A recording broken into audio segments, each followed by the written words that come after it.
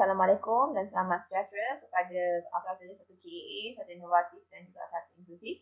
So, untuk hari Khamis hari ini, cikgu akan teruskan juga dengan subtopik untuk bab 1. So, hari ini cikgu akan habiskan subtopik 1 unit 1.6 dan 1.6 dan 1.7, iaitu kita akan habiskan bab 1 pada hari ini ya. Okay.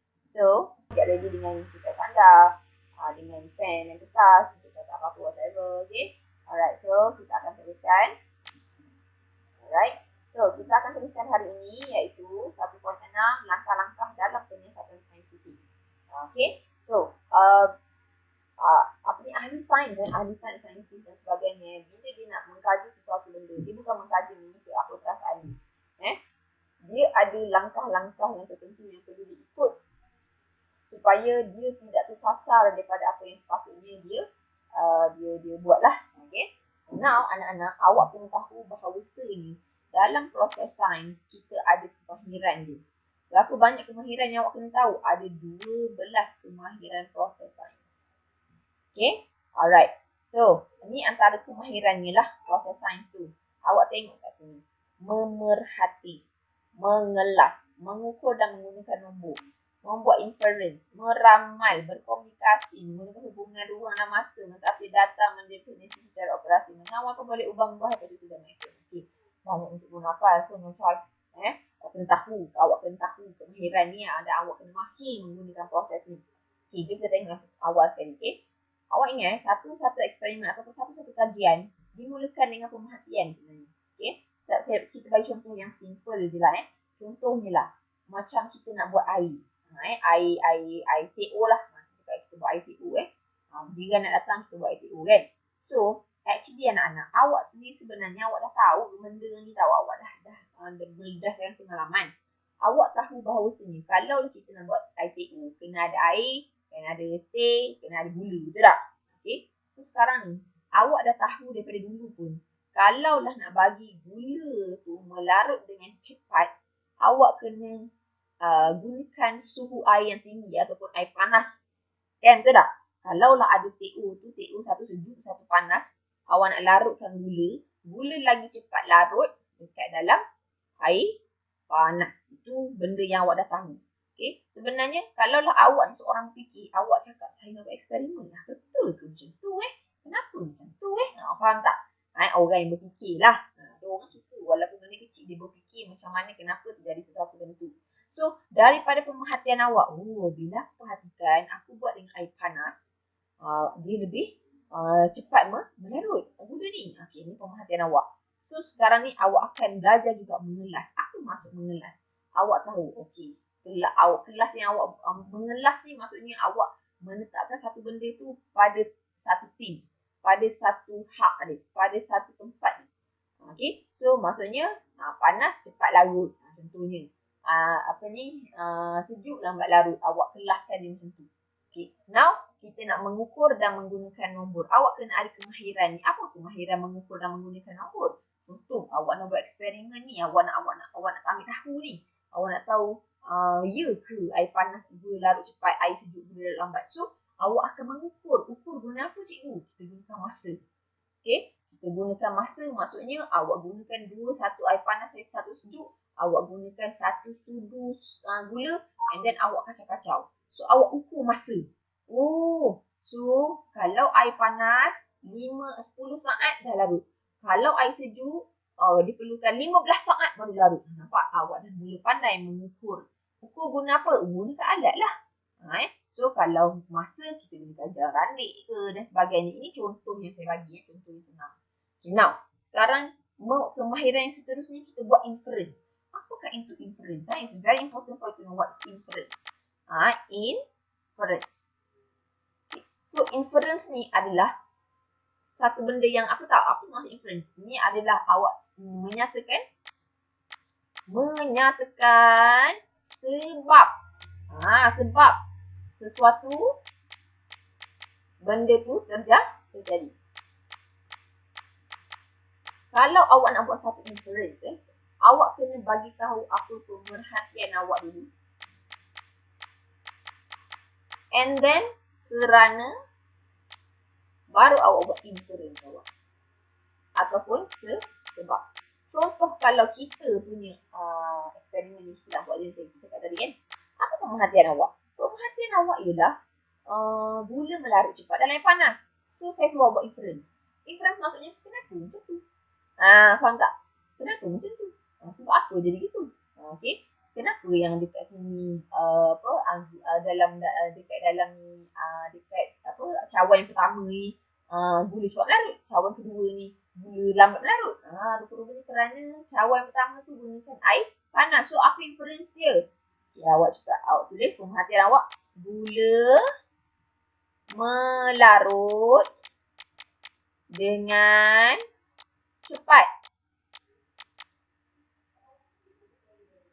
kerana air yang panas. Sampai ayat ni. Kerana menggunakan air panas. Ini contoh. Gula melarut dengan cepat kerana menggunakan air panas. Boleh? Itu adalah antara contoh caranya kita nak inference. Okey. Next kita tengok pula. Meramal. Meramal ni awak kena ada kemahiran untuk anggar, meramal. So actually walaupun benda ni awak tidak diajar oleh mak awak kan, tapi awak dah tahu sendiri lah kalau air panas gula lagi larut cepat lah, kalau air sejuk lambat. Awak dah ramal dah. Saya rasa kalau nak larut awak cepat ni kena guna panas ni. Betul tak? Awak dah meramal, awak dah tahu dah apa akan terjadi. Itu meramal. So berkomunikasi. Ini kemahiran ni kena ada.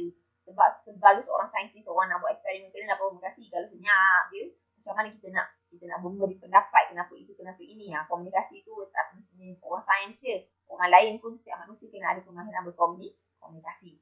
And then kita tengok juga menggunakan perhubungan ruang dan masa. Apa maksud menggunakan ruang dan masa? Maksudnya macam yang awak buat tadi lah, kalau macam eksperimen kita cakap kan.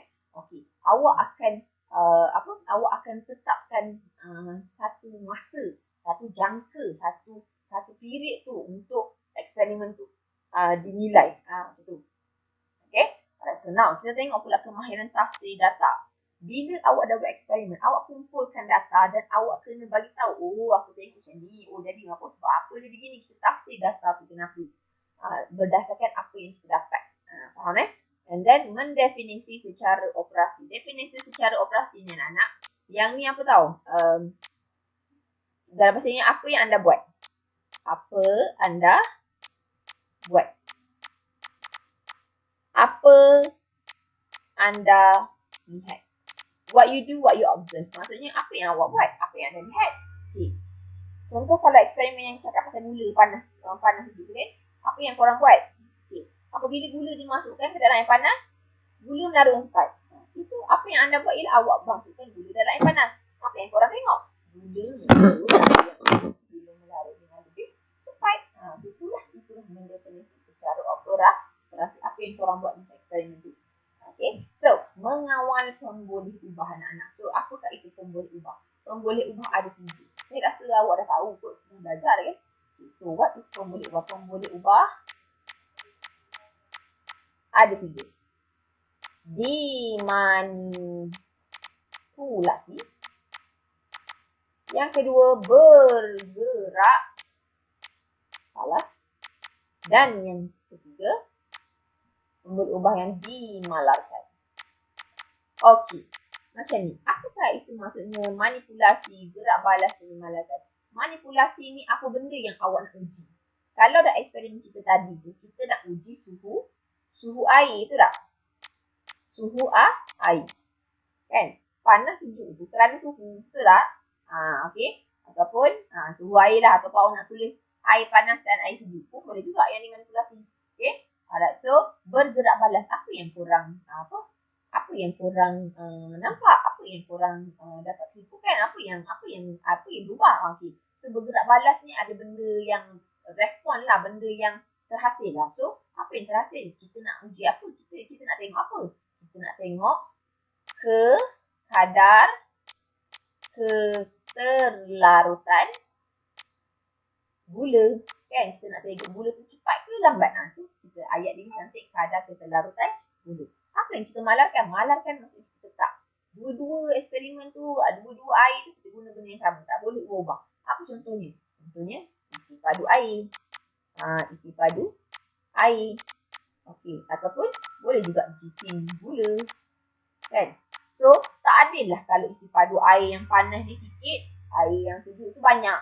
Tak boleh, tak adil macam tu. So, dia kena gunakan kedua-duanya isi padu air yang sama. Kalau tak, memang tak eksperimen ni tak valid, tak jadi.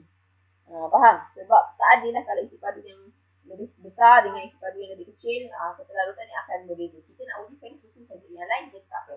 So, jisim gula pun sama. Janganlah yang cawan ni kalau letak 2 sudu, yang ni kalau tak 8 sudu, memanglah kadar keterlarutan dia berbeza. So, itu tak adil. Yang kita nak uji sekarang ni, air panas hidup kan? So, suhu air pun kita ubah-ubah. Tapi yang lain kita kena sabun dan sebagainya. Now, hypothesis. Hypothesis ni adalah maksudnya ramalan awal-awal lah. Maksudnya macam apa yang awak jangkakan akan berlaku. Apa yang awak jangkakan keputusan awak. So, anak-anak, hipotesis ni awak kena kaitkan antara manipulasi, pemboleh ubah manipulasi dan juga bergerak balas. Macam mana nak buat hipotesis? Kita kena tengok apa yang dimanipulasikan dan apa yang bergerak balas. Kita kaitkan. Okey? Contohnya yang ni, kalau ni manipulasikan di situ. Yang bergerak balas ialah kadar keterlarutan dulu. So, apa maksud hipotesis? Kita kena kaitkan dulu tu. So, hipotesis yang kita boleh bina kat sini, lebih tinggi suhu air, lebih tinggi kadar keterlarutan gula. Semakin tinggi suhu air, semakin tinggi keterlarutan gula. Maksudnya, hipotesis adalah kesimpulan awal yang korang nak buat. Korang rasa korang akan dapat macam tu. Faham tak? Saya rasa saya akan dapat macam itu. Itulah hipotesis. Okay, now, proses yang seterusnya yang terakhir ialah eksperimen. Eksperimen, okey. Nak buat eksperimen, ada prosedur dia, ada cara dia. Bukannya boleh buat sekali. Mengeksperimen adalah langkah-langkah daripada 1 sampai 2. Tak boleh. Yang langkah kelima kau awak buat nombor 1. Langkah nombor 1 awak finalize-kan. Tak boleh. So, ada langkah-langkah dan prosedur. Itu adalah 12 kemahiran proses sains yang awak kena patuhi dan juga tahu. Okay. Now, next kita tengok. Kaedah saintifik pula. Benda pula kaedah saintifik. Kaedah saintifik ni adalah kaedah yang sistematik. Okay, sekejap. Kaedah saintifik ni adalah kaedah yang sistematik. Okay, kaedah yang dikata apa? Kaedah sistematik yang digunakan untuk menyelesaikan masalah dalam sains. Maksudnya, kalaulah awak nak menyelesaikan awak punya masalah, apa benda yang perlu tahu awak tahu dalam eksperimen ke apa, awak kena ada satu kaedah saintifik yang sistematik yang mengikut mengikut proses-proses yang tertentu. Tak boleh buat suka hati je. Awak kena ingat saintis, setiap kali dia buat eksperimen, dia sentiasa catat. Tak boleh macam tengok, lepas tu dia tengok tenang, tu dia tidur, tu dia lupa apa benda data, dia tak boleh. So, dia punya eksperimen tu tidak valid. Kita tak nak guna. Takut nanti berbahaya kepada orang lain. So, kita, apa yang pertama dalam kaedah saintifik? Cuba awak tengok kat sini. Yang pertama, mesti kenal pasti masalah lah. Apa masalah kau? Tidak. Orang mulakan eksperimen, orang mula bertanya-tanya melalui apa yang kita perhatikan. Lepas kita perhati yang tadi proses sains tadi, baru kita tahu apa masalah kita sekarang ni. So, kalau macam masalah cikgu tadi tu, okay, mengenal pasti masalah, kita nak tahu air panas ke air sejuk lagi cepat gula melarut tu, itulah masalah kita. Kan? So, macam mana nak tahu masalah ni? Okay. Kalau mengenal pasti masalah yang masalah kita tadi tu, adakah gula lebih cepat melarut dalam air panas atau sejuk? Ini persoalan kita. Ini masalah kita. Aku tak tahu ni. Puan-puan tak tahulah. Tapi saya tak tahu kan. Tapi kena pasti masalah. Okay, adakah gula cepat melarut dalam air panas ke sejuk? Faham? Okay, yang kedua, lepas yang kau dah tahu masalah kau ambil, barulah buat hipotesis. Ini takkan nak buat hipotesis dulu tak tahu masalah. Kan, hipotesis ni kesimpulan awal. So, apa yang awak simpulkan? Aku rasa gula lebih cepat melarut dalam suhu yang tinggi ataupun air panas kan. So, macam mana nak buat hipotesis? Apa ni tu? Aku rasa macam semakin, kalau nak buat semakin panas air tu, tak cantik ayat dia. So, kalau ayat sains yang lawak ialah semakin tinggi suhu air, semakin mudah. Ataupun mudah ni susah juga. Mudah ni macam mana mudah kan? Semakin tinggi kadar keterlarutan gula. Ni contohnya. Faham? Ini hipotesis awak. Saya rasa lah, kesimpulan saya ialah lagi tinggi suhu, lagi cepat gula, lagi tinggi kadar keterlarutan gula. Ini saya punya hipotesis. Okay, now, mengawal pemboleh ubah. So, macam yang cikgu dah tulis tadi lah kan, sama je lah So, pemboleh ubah ada 3. Dimanipulasikan. Okay, yang kedua apa tadi? Bergerak balas, sorry. Okay, yang bergerak balas. Dan yang ketiga apa tadi? Dimalarkan. Kau ingat lagi tak? Macam ambil cikgu tulis tadi. Okay, apa yang aku nak manipulasikan ni? Apa yang aku nak uji ni? Aku nak uji ialah apabila air panas, air sejuk. So, air panas, sejuk tu apa benda nama dia? Suhu air. Aku nak manipulasikan. Satu sejuk, satu panas. So, suhu tinggi dengan suhu rendah. Okay, apa yang bergerak balas? Yang bergerak balas ialah kadar keterlarutan gula. Kita nak tengok larut cepat ke. Awak akan fikir macam ni. Nak tulis macam mana cikgu gula larut cepat dengan larut lambat. Memanglah itu yang awak punya, tapi ayat sains dia yang cantik ialah kadar keterlarutan gula. So, apa yang dimalahkan kita kena tetapkan, tak boleh tak sama pula benda lain. Okay, apa yang kita boleh tetapkan? Yang macam cikgu tadi lah. Isi padu air. Apa dia lagi? Contohlah, isi padu air. Jising gula. Kan? Itu kena tetapkan. Tapi dimalarkan ni walaupun pilihan dia ada beberapa, awak tulis satu pun cukup. Faham? Okay, so ini adalah pemboleh ubah. Now, kita tengok pula merancang eksperimen. Okay. Apa maksud merancang eksperimen? Okay, merancang eksperimen pula. Yang ni nombor 4 merancang eksperimen. So, merancang eksperimen ni awak kena tahu bahan dia. Dan juga radas dia. Apa maksud bahan, apa maksud radas? Bahan ni benda yang awak gunakan di akhir eksperimen dia jadi mulai. Radas ni maksudnya alat-alat.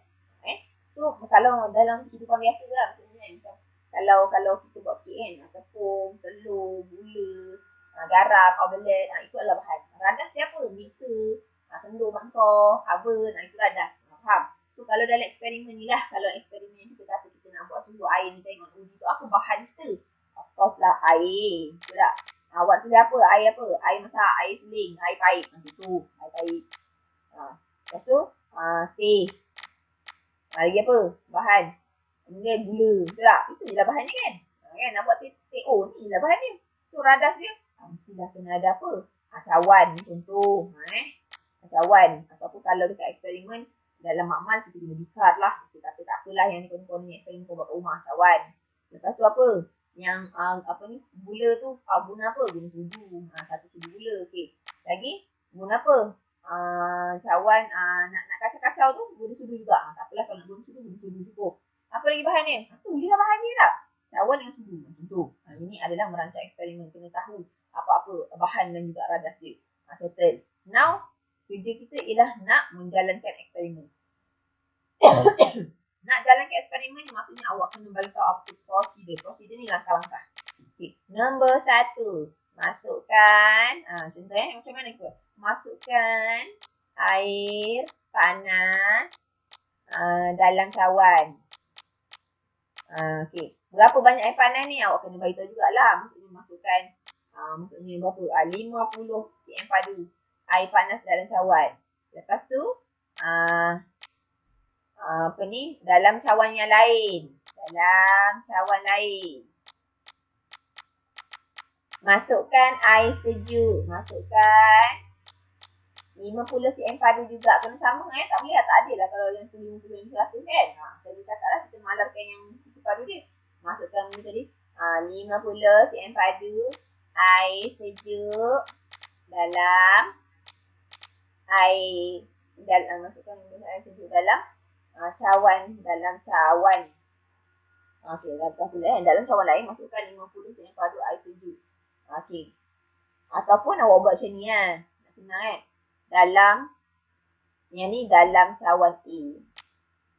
Ni air sejuk dalam cawan lain. Dalam cawan cikgu ubah ayat dia. Awak pergi pula. Okey. Sekejap Yang ni kita buat ayat ni. Ya, ayat pertama. Kita mula-mula tuan-tuan dan puan-puan. Untuk syaifuan kan. Kita masukkan. Okey, kita masukkan 50 cm padu air panas dalam cawan A. Lepas tu langkah kedua, masukkan dulu pula.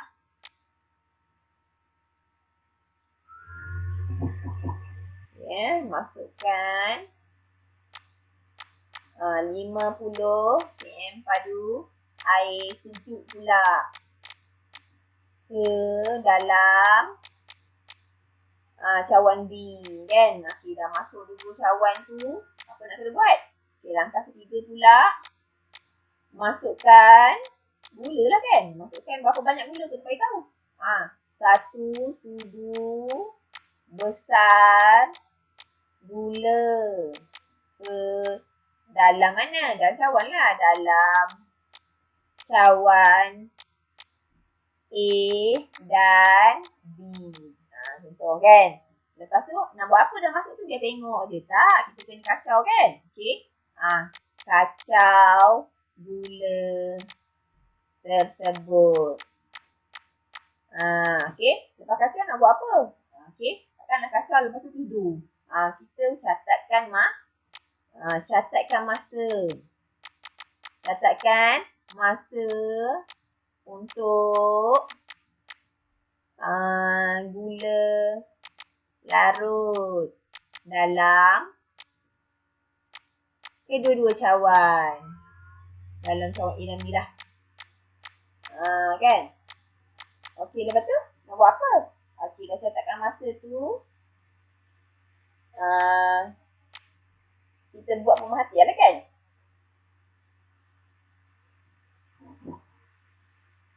Okey. Ya, kita dah ini maksudnya okey, buat pemerhatian je lah. Maksudnya kita dah apa ni, pemerhatian ni maksudnya apa benda yang kita nampak, keputusan dia macam tu lah. Okey, lepas tu nak buat apa? Mestilah kita catat masa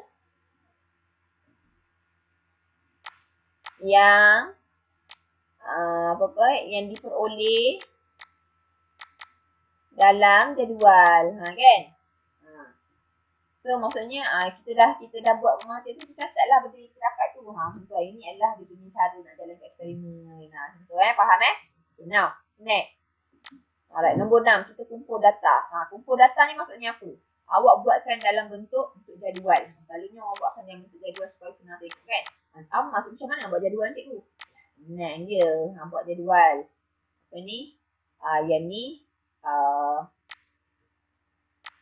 buat jadual. Yang ni apa?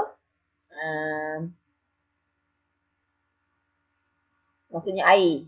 Ni air. Yang ni masa. Masa diambil untuk gula melarut. Masa tu dalam apa? Saat ke minit? Saat lah tu. So, jadi yang pertama air panas. Macam mana air panas? Masa yang diambil apa? 10 saat. Kita extra air panas. Now we go for air sejuk pula. Macam mana? Air sejuk. Sejuk berapa lama? 20 saat. Contoh yang ni adalah mengumpul data. Okey, ini data yang awak kumpul ni. Okey, kalau sesiapa nak tengok nanti dia boleh tengok data awak ni. So next, menganalisis dan mentafsir data. Kita nak tafsir. Tafsir tu maksudnya apa?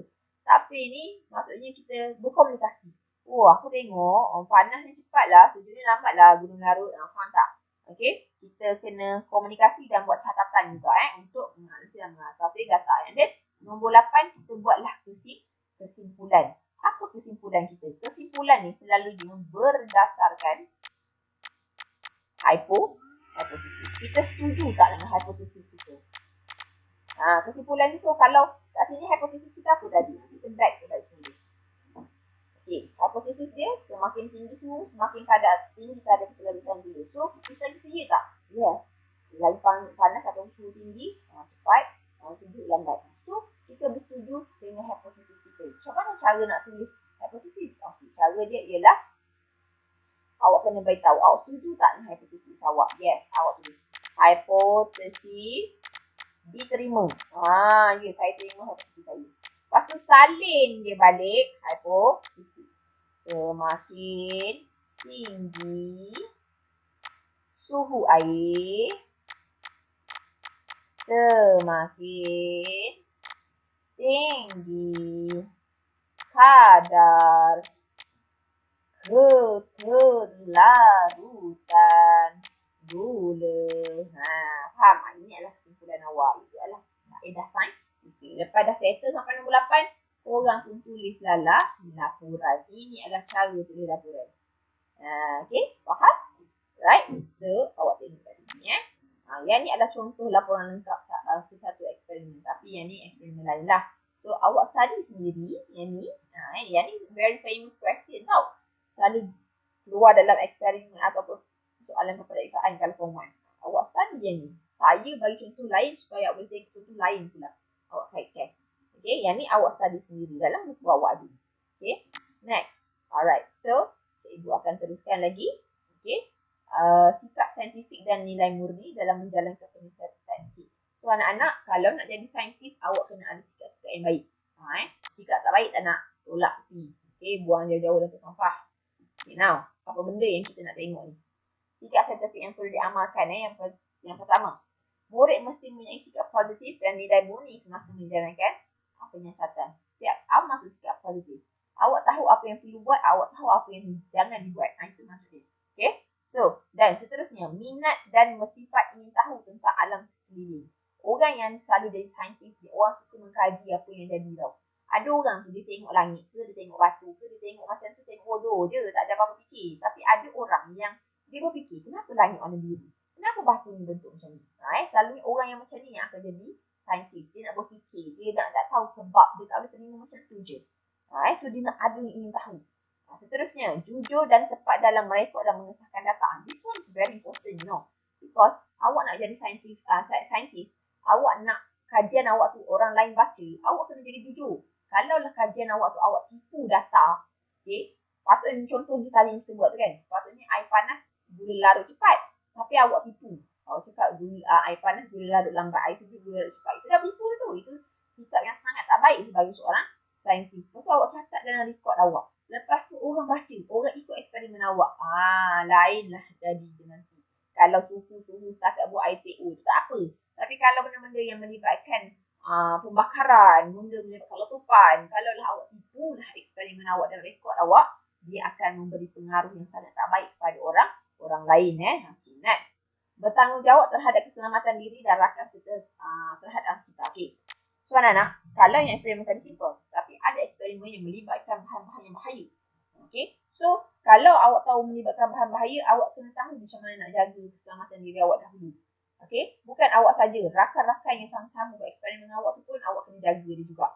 Faham? Okay. Next. Contoh nilai murni yang perlu diamalkan. Yang ni. Tengok. Pertama, menyedari bahawa pengetahuan merupakan satu cara untuk memahami alam. Yes. Okay. Menghargai dan mengamalkan cara hidup yang bersih dan sihat. Of course. Kalau buat eksperimen, jangan sepah-sepah. Lepas habis eksperimen tu, lepas semua balik elok. Letak tempat dia balik. Okay, nombor 3. Menghargai keseimbangan dalam alam semula jadi. Okay. So, bila kalau guna asid, guna akali, kena tahu cara buang. Bukan susah dibuang. Okay. Berhemah tinggi dan menghormati. Apa maksud berhemah tinggi? Maksudnya macam kalau awak buat eksperimen dengan kawan-kawan, awak kena sama hormat dengan pendapat kawan awak dan awak bila berkomunikasi. Awak tak boleh rasa awak seorang saja yang betul. Okay. Nombor 5. Mensyukuri nikmat alam semula jadi kebenaran sana. Ingat, apa benda yang kita buat pun kerana kita mengkaji apa yang Tuhan, apa yang Allah bagi je lah. So, ini adalah contoh-contoh nilai murni yang perlu ada dalam penyiasatan saintifik. Okay. Baca sendiri kan. Okay. So, yang ni awak baca lah. Dia borak ni benda ni. Yang ni apa benda ni? Pusat Sains Negara. Ni tadi kalau pergi sekolah, jangan pergi Saint Legun je. Pergi ajak mak ayah pergi Pusat Sains Negara. Very, very interesting. Tadi macam-macam ada So, awak akan belajar banyak benda-benda yang awak tak pernah tengok dalam Pusat Sains Negara. Other than that, awak boleh pergi KLCC tu yang Menara Berkembang Petronas tu. Dia ada satu tempat yang untuk untuk pelajar-pelajar mostly pasal benda-benda yang berkaitan dengan sains lah. So very interesting and very important lah kalau awak seorang yang suka sains Okay, so ini saja bab 1. Okay, dalam bab 1 kita dah belajar apa? Kita dah belajar pasal sains ada sebahagian kehidupan seharian. Kita belajar amal sains kita belajar macam mana kuantiti fizik dan unitnya, macam mana nak menggunakan alat pengukur dan juga belajar ketepatan. Okay, selain itu kita belajar sikap saintifik nilai murni dan juga langkah dalam penyiasatan saintifik. So, cikgu harap anda boleh tengok balik apa yang cikgu ajar ni. Awak kaji balik, awak tengok balik So, kerja sekolah. Sebelum habis untuk hari Khamis ni. Okay, so your homework. Okay. So, homework ni cikgu kena bagi tahu ni kan. Tanya lagi tak? Homework untuk hari Khamis. Okay, untuk hari Khamis Practice formatif 1.6 semua. Practice formatif 1.7 semua. Faham? Ini kerja sekolah hari Khamis. Sila buat. Okay. Itu saja dari cikgu. Alhamdulillah kita dah habis bab 1. Cikgu harap anda faham. Cikgu harap anda boleh dapat, boleh catch up. Jangan tertinggal. Kalau ada apa-apa persoalan, boleh PM cikgu saja. Okey Tapi dengan syarat dah tengok video ni, dah fahamkan betul-betul. Okey, itu saja daripada cikgu. Terima kasih. Assalamualaikum. Jaga diri baik-baik.